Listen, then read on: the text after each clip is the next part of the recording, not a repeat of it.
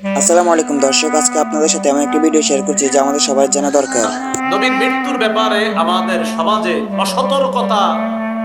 অসতর্কতার কারণে কিছু অশুদ্ধ বর্ণনা, অসতর্কতামূলক এরকম মাইকে হয়তো বের হয়ে গিয়েছে, আর শ্রোতারাও এটা অসাবধানতা বশত এটা গ্রহণ করে নিয়েছে।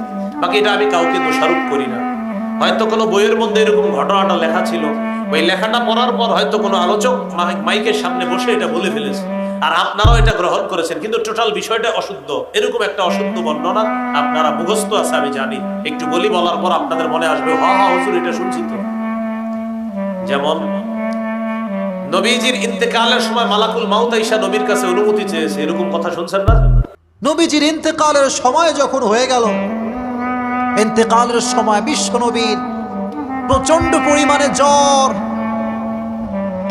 আমার নবীজি জ্বরের কারণে কাতরাচ্ছে, পাগলের মতো এদিক হয় এদিক হয়, একবার ডান দিকে যায়, আবার নবী বাম কাত হয়ে যায়। আমার নবী কোথাও শান্তি পায় না। ইন্তেকালের দিনে জিবরাইল আলাইহিস সালাম ফজরের নামাজের সময় আসছে। ফজরের নামাজের পরে প্রবেশ করে বলছে, ইয়া রাসূলুল্লাহ, ইয়া হাবিবাল্লাহ, ইয়া রাসূলুল্লাহ, আপনি কেমন আছেন? আল্লাহর হাবিব বললেন, জিবরাইল, আমি বেশি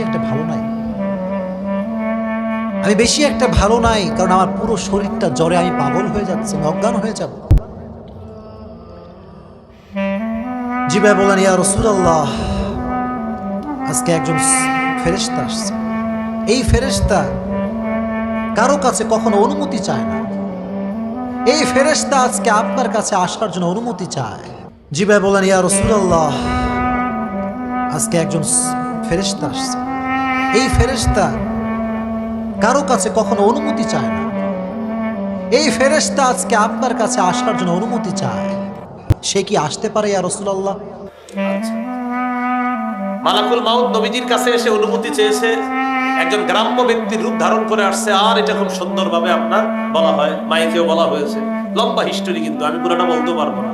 টোটাল বর্ণনাটা জাল বর্ণনা, যে এক গ্রাম্য ব্যক্তির রূপ ধারণ করে মালাকুল মাউত আসছে আর নবীর কাছে অনুমতি চেয়েছে, এই বর্ণনা পুরাটা কি জাল না। জাল আমি বললাম তো, অসাবধানতা বশত এখান থেকেও বের হয়েছে, আর অসতর্কতার কারণে আমরাও গ্রহণ করে ফেলেছি। আব্দুল মুনিম ইবনে ইদ্রিস নামে এক ব্যক্তি এই জাল বর্ণনাটা দুনিয়াতে ছড়িয়ে দিয়েছে। নবীর ইন্তেকালের সময় মালাকুল মাউত গ্রাম্য ব্যক্তির রূপ ধারণ করে এসে নবীর কাছে অনুমতি চেয়েছে, এই জাল বর্ণনাটি আব্দুল মুনিম ইবনে ইদ্রিস নামে এক ব্যক্তি দুনিয়াতে জাল হিসাবে এটা ছড়ায়া দিছে। আর এই জালটা পরবর্তীতে হয়তো কোন চটি বাংলা বইয়ের মধ্যে চলে এসেছে, আর এই ঘটনা হয়তো আমরা অনেকে পড়ে ফেলেছি, পড়ার পর এটা মাইকেও বলে ফেলেছি, শ্রোতারাও গ্রহণ করে ফেলেছি, যেটা পুরো টোটালটাই ছিল জাল বর্ণনা। তাহলে এই বর্ণনা এটা জাল। আর আমি যেটা শোনাইলাম বুখারীর বর্ণনা, এটা বিশুদ্ধ বর্ণনা। আরেকটা বর্ণনা আপনারা শুনছেন, সেটা হলো মালাকুল মাউত মুসা আলাইহিস সালামের কাছে আসার পর তিনি একটা থাপ্পড় দিয়েছে, এটা শুনছেন কিনা? মালাকুল মাউত মানুষের আকৃতিতে অনুমতি না নিয়ে ঘরের ভেতরে ঢুকে গেল। ঢুকে বলে, আনা মালাকুল মাউত, আমি মৃত্যুর ফেরেশতা। তো কি চাও? জিতু আন আকবাদা রূহাক, আপনার রূহ কবজ করতে আসছি। কিন্তু মুসা আলাইহিস সালাম দেখতেছেন দিব্য একজন মানুষ, কি দেখে? আবার সালাম দেয় নাই, অনুমতি নিয়েও ঢুকে নাই। অমিয়া, অনুমতি নিয়ে ঘরে ঢোকার দরকার আছে না নাই? মুসা আলাইহিস সালামের মেজাজ বড় গরম। উনি বললেন, কি করবি? কয়, আপনারে মারবো। কয়, এদিকে আয়।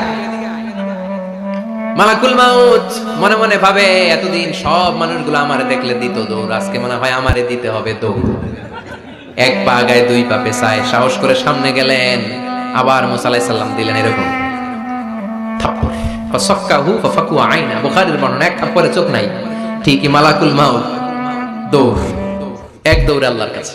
আল্লাহ বললেন, রাখো। এটা মুসা আলাইহিস সালাম, তার মেজাজ বড্ড গরম। এটা সঠিক। এটা কি সঠিক?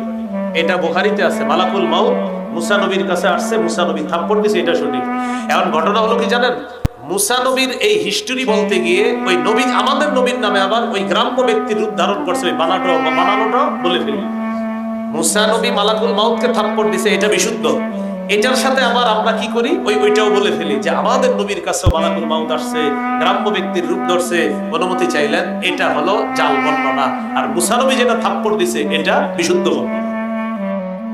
তো বন্ধুরা, পুরো ভিডিওটা দেখার জন্য ধন্যবাদ। লাইক, কমেন্ট, সাবস্ক্রাইব করে দিবেন। পরবর্তী ভিডিও দেখা হবে। আসসালামু আলাইকুম।